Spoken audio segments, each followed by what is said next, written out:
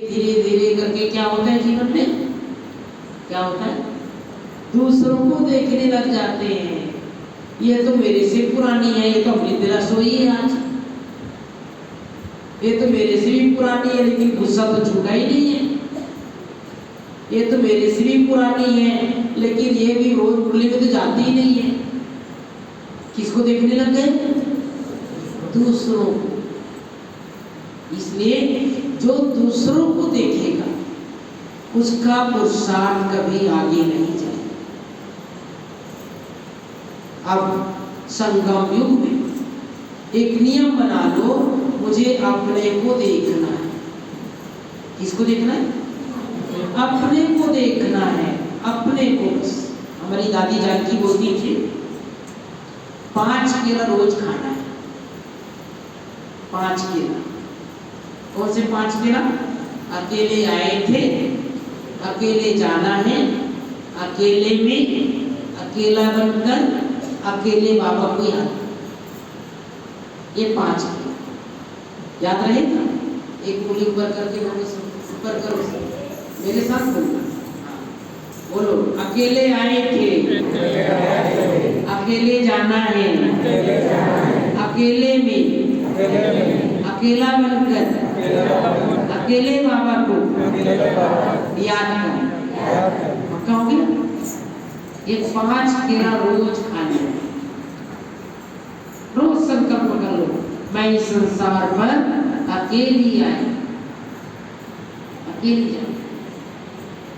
इस संसार में कोई किसी का नहीं।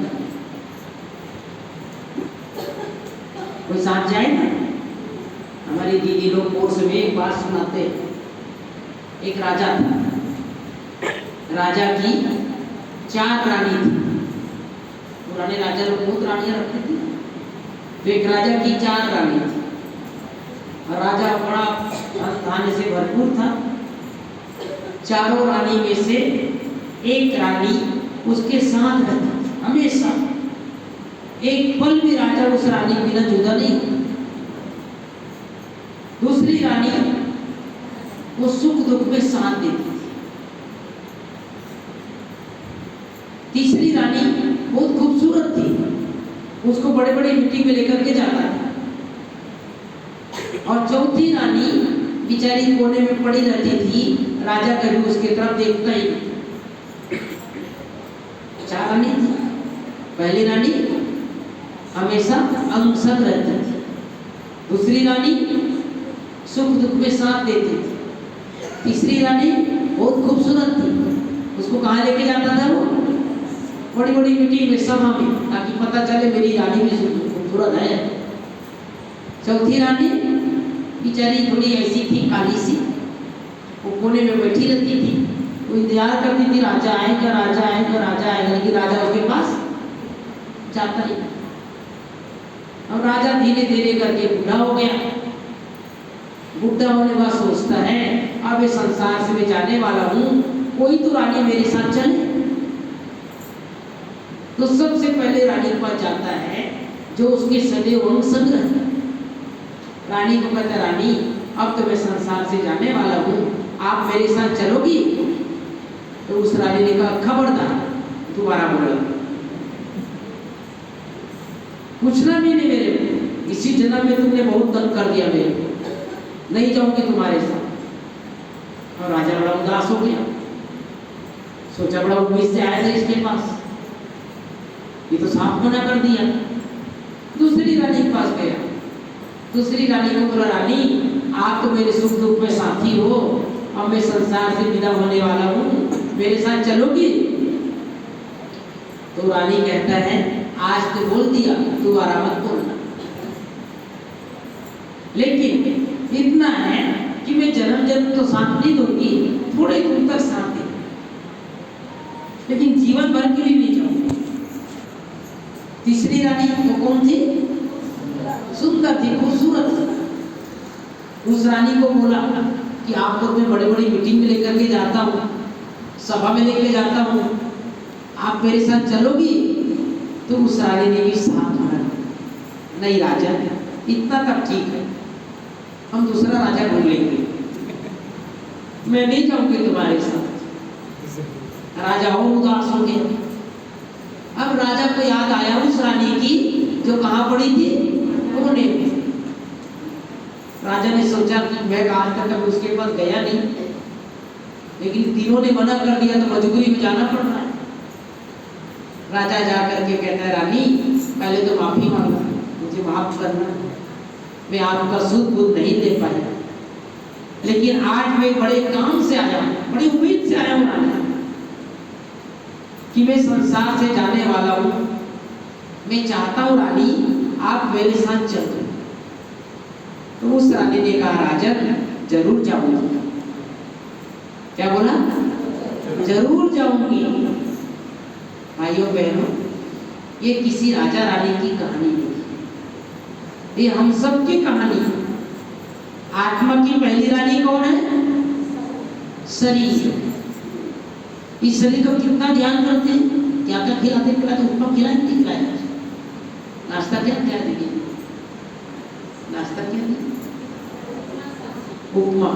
देखो पेट का शरीर का ध्यान रखे ना, उपमा खिलाया है। सुबह उठते ही पाउडर वाउडर लगाए होंगे, स्नो पाउडर लगाए होंगे, फेयर लवली लगाते हैं, क्या क्या लगाते हैं चमकने के लिए, कितना ध्यान रखते हैं इसका, है ना।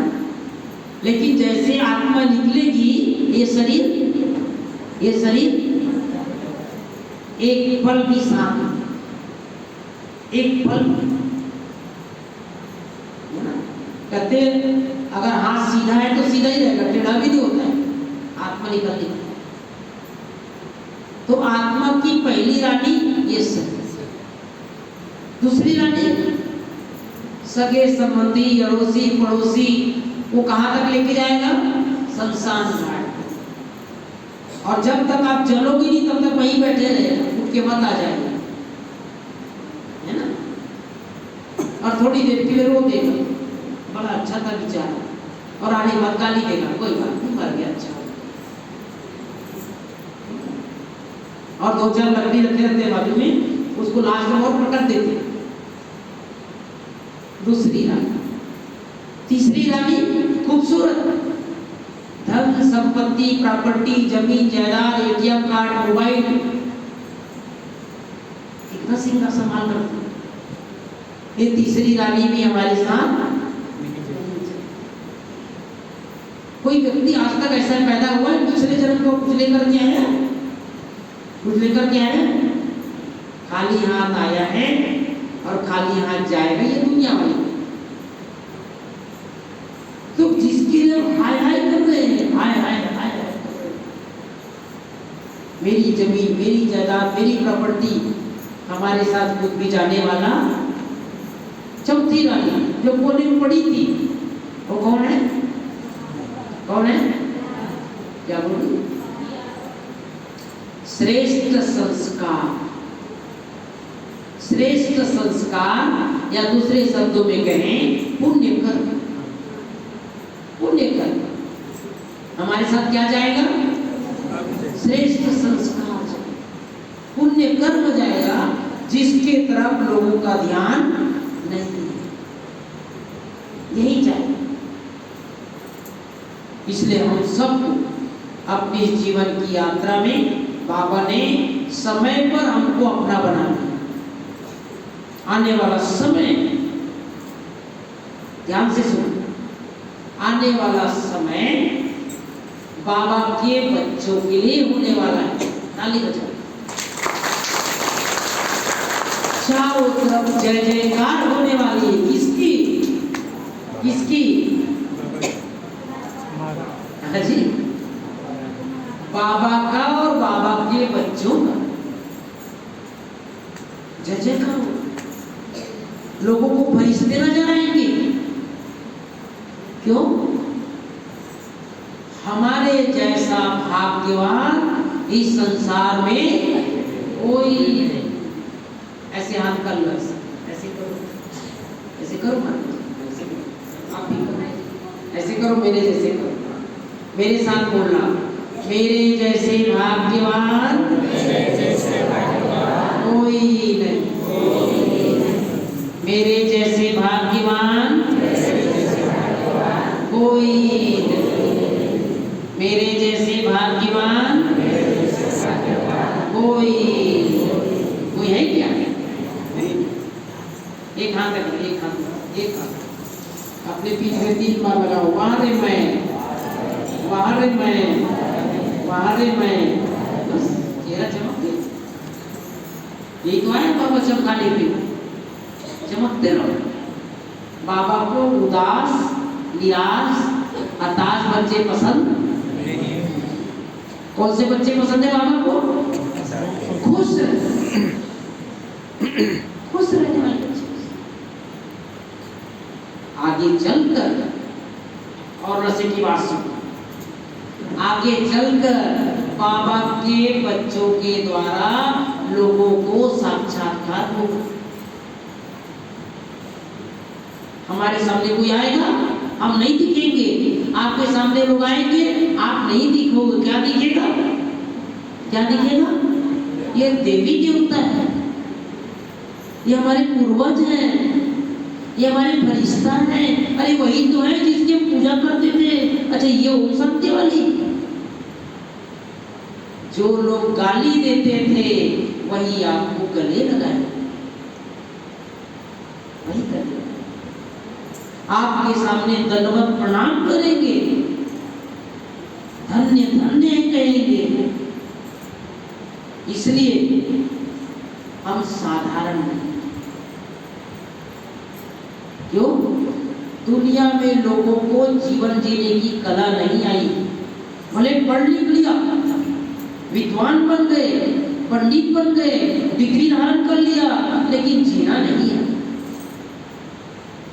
क्या खाना है वो नहीं आया, कैसे चलना है नहीं आया। बाबा के बच्चे कम पढ़े लिखे हैं, गरीब है, अनपढ़ है, लेकिन जीवन जीने की कला। ताली बजाओ। सांसारिक ज्ञान भले हमारे पास नहीं है, संसार का ज्ञान हमारे पास नहीं है, विज्ञान का ज्ञान हमारे पास नहीं है, राजनीति का ज्ञान नहीं है, लेकिन हम सब वो ज्ञानी आत्माएं हैं जिन्होंने भगवान को पहचान लिया। दुनिया में ज्ञान है लेकिन भगवान को नहीं जानते। दुनिया में ज्ञान है लेकिन अपने को नहीं जान पाए। दुनिया में ज्ञान है लेकिन मछली खाना नहीं छोड़ पाए, शराब पीना नहीं छोड़ पाए, बीड़ी नहीं छोड़ पाए। हम बच्चे सब कुछ। तो असली ज्ञानी कौन है? असली ज्ञानी कौन है? हम बच्चे। इसलिए अपने को तैयार करना है। पूरे 5000 वर्ष के लिए अपने को तैयार करना है। कितना शक्तिशाली बना लो। विकारों से मुक्त, क्रोध से मुक्त, लोभ से मुक्त, देहभान से मुक्त। वो आत्माएं आगे चलकर संसार में रोशनी का काम करेगा। रोशनी का। तो इसलिए हम सबको अपने आध्यात्मिक विकास करना, आध्यात्मिक उन्नति करनी है। उसके लिए अपने जीवन के 5 सिद्धांत, 5 सिद्धांत, अपने अपने नियम। दुनिया में भी जब भी कोई व्यक्ति को सफलता प्राप्त करना होता है तो अपने जीवन के लिए नियम बनाना, कानून बनाना, उस नियम को पालन करता है। ब्रह्मा बाबा ने नियम बनाया, पूरा जीवन।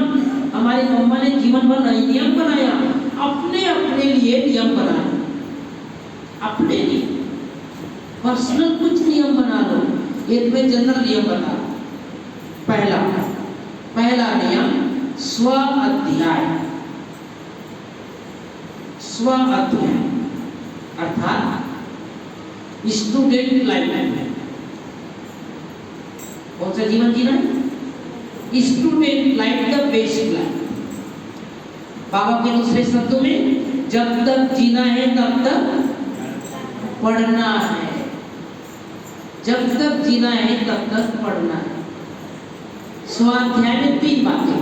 पहला मुरली, दूसरा मनन चिंतन और तीसरा एकांत। मुरली, कौन कौन रोज मुरली सुनते हैं बाबा की? रोज, प्रतिदिन। कौन कौन रोज सेक्टर में या गीता पाठशाला में आकर रोज मुरली सुनते हैं? ये माताएं हाथ उठाओ। गीता पाठशाला में, सेंटर में। ठीक। पहली बात, बाबा की मुरली रोज सुननी है और क्लास में आकर के सुननी है। कहाँ सुननी है? क्लास में आकर के सुननी है। मोबाइल में मुरली के समय मुरली मोबाइल नहीं देखते। आजकल ब्राह्मणों के सामने सबसे बड़ी माया मोबाइल। लॉकडाउन ने मोबाइल को वरदान दे दिया, उसका मोबाइल का लॉक खोल दिया, है ना? तो भगवान की दृष्टि, अब दूसरी बात सुनो, भगवान की दृष्टि उन्हीं बच्चों पर पड़ती है जो क्लास में आकर मुरली सुनते हैं। मोबाइल में भगवान दृष्टि नहीं देगा, टीवी में भगवान दृष्टि नहीं देगा। कहाँ दृष्टि देता है? कहाँ देता है? पाठशाला में, सेंटर। बाबा यहाँ चक्कर लगाता है हाल में। सुबह ऐसा लग रहा था ना करीब बाबा चक्कर लगा रहा है। हर सेंटर में, हर गीता पाठशाला में, हर क्लासरूम में बाबा चक्कर लगाता है। तो मुरली रोज सुननी है, बाबा के घर में आकर के सुननी। पहला। दूसरा, मुरली सुनते समय कभी भी मोबाइल देखना नहीं। कई लोग क्या करते हैं, दीदी मुरली सुनाती रहती है, मोबाइल में देखते रहती है। यहाँ तक आ गई दीदी, अभी आज प्यार होने वाला है। वो नहीं करना, वो नहीं करना है। हमारा ध्यान, आज मैंने बताया ना, मम्मा कहाँ बैठती थी मुरली समय? बिल्कुल बाबा के सामने। और बाबा भी सभी बच्चों को आते पहले देखते थे। उस समय तो स्पीकर वगैरह था नहीं, तो बाबा आते ही देखते थे कौन बच्चा है, कौन नहीं आया। अगर कोई बच्चा क्लास में नहीं आया तो बाबा पूछते थे फलाना कैसे नहीं आया। अगर किसी ने कहा तबीयत ठीक नहीं है तो बाबा कहते थे खटिया सहित ले आओ। क्या बोलते थे बाबा? खटिया सहित ले आओ, बच्चा मुरली बिना कैसे रहेगा। इतना प्यार हमको मुरली से। बाबा ने कहा बच्चे, भगवान से प्यार अर्थात भगवान की मुरली से प्यार। बाबा ने कहा है कोई कितना भी कहे मुझे बहुत प्यार है, लेकिन अगर मुरली नहीं सुनता है तो उसको भगवान से प्यार नहीं। तो मुरली सुनते समय मोबाइल बंद। दूसरा, किसी का भी मोबाइल क्लास में नहीं बजना चाहिए, किसी का। मेरे पास कम से कम 25 साल से दीदी मोबाइल, 25 साल से। आज तक इतिहास है, आज तक योग में और क्लास में मेरा मोबाइल आज तक नहीं बजा। आज तक 25 साल में एक बार भी नहीं बजा। मैं ध्यान रखता हूं। क्यों? अगर आपकी मोबाइल बजता है तो 2 नुकसान होते हैं। पहला, आपका अपना ध्यान भगवान से दूर होता है। दूसरा, दूसरों का संकल्प चलता है, आसपास वालों का संकल्प चलता है। वो भगवान से आपने दूर कर दिया, उसको आपने भगवान से क्या कर दिया? दूर कर दिया। तो आज के बाद कभी भी क्लास में किसी भी भाई बहन का मोबाइल बजना नहीं चाहिए। मैं 4-5 साल पहले कानपुर गया था, भाई जी की, सूरत भाई जी के साथ। 4 दिन तक 500 लोग इकट्ठे किए थे। 4 दिन तक किसी का मोबाइल बजा ही नहीं, एक भी दिन नहीं बजा। मुझे आश्चर्य लगा। वहाँ दीदी दुलारी दीदी बाबा के समय थी। मैंने दीदी से पूछा, दीदी आपके क्लास वाले बड़े डिसिप्लिन है। बोले क्यों? मैंने कहा दीदी मैं 4 दिन से हूँ, किसी का मोबाइल बचा ही नहीं दीदी। तो दीदी ने बड़ी रोचक बात बताई, आप लोग भी फॉलो करना दीदी। अच्छा, तो मैंने दीदी से पूछा, तो दीदी ने कहा हमने एक नियम बनाया। मैंने कहा दीदी क्या नियम बनाया? बोले मुरली क्लास में अगर किसी का मोबाइल बच गया तो 500 रुपये भंडारी डालना पड़ता है। ताली बजाती। तब से लोग एक दूसरे को ध्यान रखते हैं, मोबाइल बजा तो 500 रुपये तैयार है, और किसी का बच गया तो दूसरे बोलते हैं तुम्हारा बच गया डालो। तो याद में मोबाइल बंद करके रखते हैं, नहीं तो पैसे जेब में रखते हैं। चलो 500 रुपया खुलासा वालों के लिए ज्यादा लगेगा, कितना रखें दीदी बता, सबक भी जो बोल देता 100 रुपया। किसी का मोबाइल बजेगा कितना रुपया भंडारी डालना पड़ेगा? बोलो, आप ही लोग बताओ, जो सबसे सहज हो सके। पहले बजना नहीं चाहिए। हाँ जी, 50 रुपये। 50 रुपये तैयार है सब। पूजा दीदी ने अपने सेंटर में कर दिया। चलो, आपने कर दिया ना, किया ही। हाँ जी, 50 रुपये डालेगा, ताली बजा। चलो